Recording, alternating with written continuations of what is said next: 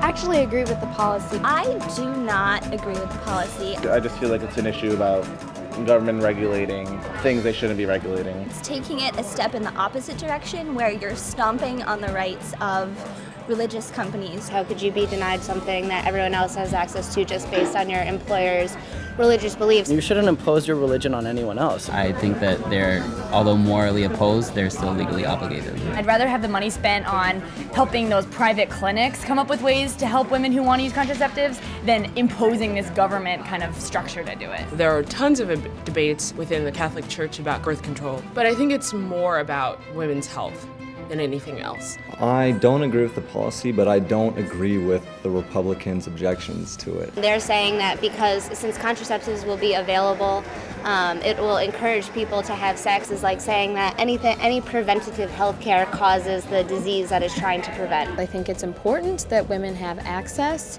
to contraceptive methods and that it be supplied through the government or employers. If I am getting health insurance, I want my birth control to be covered. People obviously need birth control and use it. What does it say about the college co-ed Susan Fluke, who goes before a congressional committee and essentially says that she must be paid to have sex? What does that make her? It makes her a slut, right?